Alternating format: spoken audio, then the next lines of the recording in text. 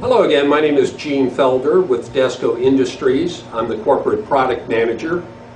We are doing a series of ESD Control video clips, and today we want to talk about compliance verification.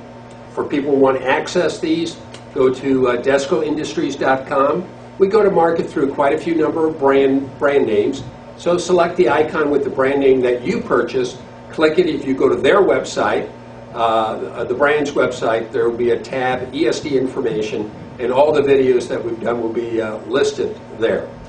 Now, there are a number of free downloads, documents from the ESD Association. Their website is esda.org. So they have ANSI ESD S2020 available at no charge. That gives you the information and the requirements for a written ESD control program. Also available at no charge is the packaging standard, ANSI ESD S541. There are others, including the glossary, which is the terms used in ESD control. Now, in 2007, S2020 was updated, and there are a number of tables in that document listing technical requirements, and it tells you now that for product qualification, you require a specific ESD Association standard, but basically everything in compliance verification is ESD TR53. TR means technical report, so if you go to ESDA.org and you go to technical reports, you can purchase the ESD TR53. This is the one document I would recommend most people who have a facility have an ESD protected area that they purchase.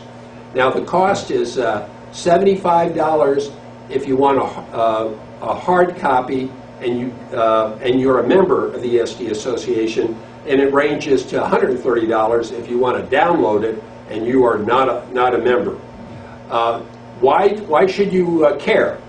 Well, S2020 requires that you have a written compliance verification plan, and the test procedure for compliance verification is ESD TR53. So let me go through this. And of course, what you have is users that are like three different types. If your company has a good ESD control program, there should be absolutely nothing new in this.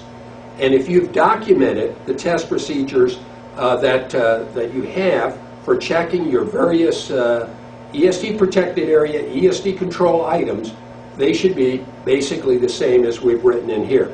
The ESD TR53 includes what test equipment to use, the simplified test procedure, and it also includes troubleshooting information.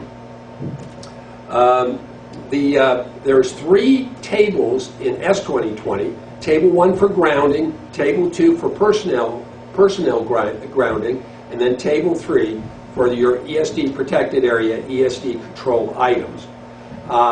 If you're a company that has a good ESD control program and you do compliance verification, but say you've never gotten around to documenting the testing that you do, like every time an employee goes into the ESD protected area, they check their wrist straps, or they check their foot grinders or ESD footwear. If you go in here, bingo, it should be exactly what you've done. And instead of you starting with a blank piece of paper to document what you're doing, you can take the text from this document, ESD TR53, for your compliance verification test procedure. Now, unfortunately, we sell lots of ESD control products, and we have people that buy them, install them. They don't check them when they install them. They don't check them when they over time, and they can run into big trouble.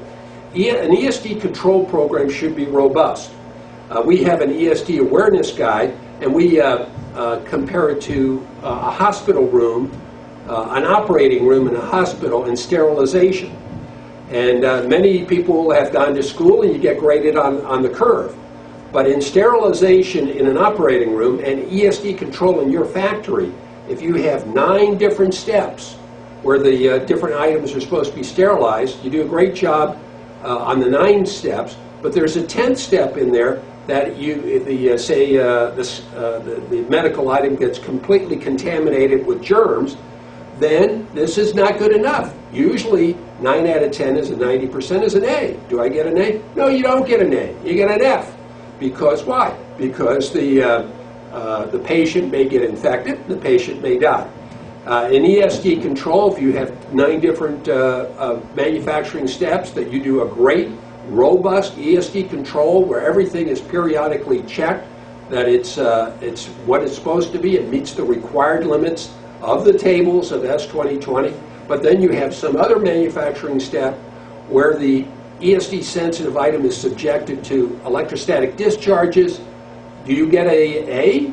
Hey, I got 9 out of 10 items. That's 90%. I get an A, right? No, you get an F, because that if you don't have a catastrophic failure in your product, you may very well have latent defects that you're subjecting your products to. So you want a robust ESD control program. It's very important because whatever quality problems you have with your product, and warranty claims, if they are intermittent, if they are puzzling, they almost for sure are ESD type of damage to those products. So as I say, the test equipment is in here. Typically an item like for work surfaces is to measure resistance to ground. The simplified test is to just measure it to ground, which is a systems test. Then in troubleshooting, if you get a bad resistance reading, then you might, with 2 5-pound electrodes, measure resistance, top-to-top resistance, RTT. We go here to another simplified piece of equipment is a AC outlet checker. This checks that the AC outlet, you have what, hot, neutral, and ground. We're going to ground, and this just verifies very quickly that the 3 items are wired correctly. So in here are the various things, work surfaces. Of course, wrist straps would be a normal wrist strap checker primarily. It also gives you a procedure to check with a meter the wrist strap. You have footwear, flooring, 2 different ways to check ESD garments while they're worn, which is typically with a wrist strap tester, or you lay it on an insulative surface and measure it with the 5-pound electrodes again. Air ionizers are measured with a charge plate monitor, or this SP 3.3, we call it an ionization test kit, where you can measure the discharge times by using a stopwatch or even counting. So it's the normal type of equipment that people use. Also covered in here are seating and mobile equipment like carts. Once again, typically the 5-pound electrode measuring the resistance to see that it meets the required limit in S2020. In this, there's a short little annex, and we often get questions about how frequently should you go out there and test these various items. Basically, the only item that there's the strong emphasis that 100% should be checked are ionizers, but sampling can be done just like your normal QC system for sampling inspection. And the test frequency, we don't know the value of your product. We don't know how bad it can be if there's a failure. So what it says in ESD TR 53 is that each user must determine their own test frequency. Buy this one. This is the #1 recommendation from me, and thank you very much for your attention.